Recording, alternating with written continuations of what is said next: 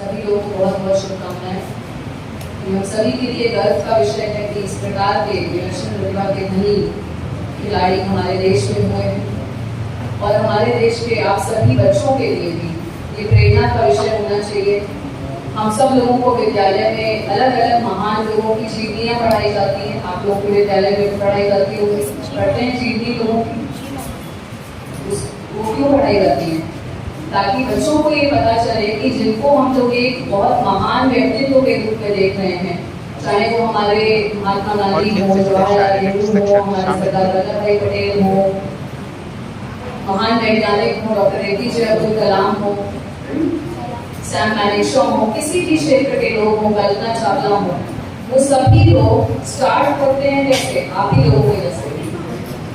किसी के अंदर भी कोई ऐसी खूबी नहीं होती है कि जन्म लेते ही उनके अंदर में अनेक खूबियां आ गई और उसकी वजह से वो कल्पना चावला बन गए हैं। वो सभी लोग आप ही के जैसे विद्यालय से पढ़ करके, मेहनत करके आगे बढ़ते हैं, अपनी रुचियों को समझते हैं कि हमारी किस क्षेत्र में रुचि है, कहाँ पर जाने से हम ज़्यादा बेहतर प्रदर्शन कर पाएंगे, अपने आप को समझते हैं, फिर उस क्षेत्र में आगे बढ़ते हैं। उस क्षेत्र में आगे बढ़ने से आपको जल्दी सफलता मिलती है और अच्छी सफलता मिलती है, क्योंकि आप अपने रुचि के अनुसार काम करते हैं, तो आप उस काम को करने में आपका ज़्यादा मन भी लगता है। कोई काम यदि फोर्सफुली कराया जाएगा, जबरदस्ती आपका डांस करने का मन है और मम्मी आपको जबरदस्ती पढ़ने बैठा दें, तो आपका तो पढ़ने में मन नहीं लगेगा। तो उसी प्रकार से हम सबको अपने आप को समझने की, अपनी प्रतिभा को समझने की, अपनी रुचि को, विषय को समझने की आवश्यकता है। और जब उस दिशा में आप आगे बढ़ेंगे तो इस बात में कोई संशय नहीं है कि यदि आप मेहनत कर रहे हैं सही दिशा में, तो आपको भी इसी प्रकार की सफलता मिलेगी और आपकी भी जीवनियाँ, कल के बच्चे इसी प्रकार से अपने विद्यालय में पढ़ेंगे।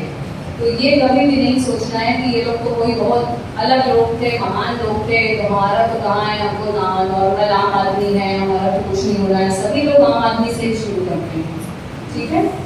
तो अपने आप पे हमेशा भरोसा रखना है, खुद को किसी से कमतर नहीं समझना है, किसी और को ये मौका नहीं देना है कि कोई हमें कम बताए, ठीक है?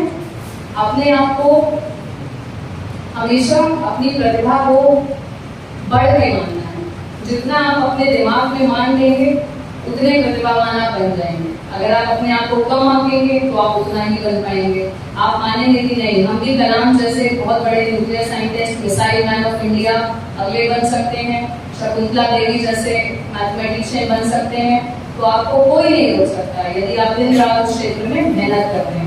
मेहनत बहुत जरूरी है।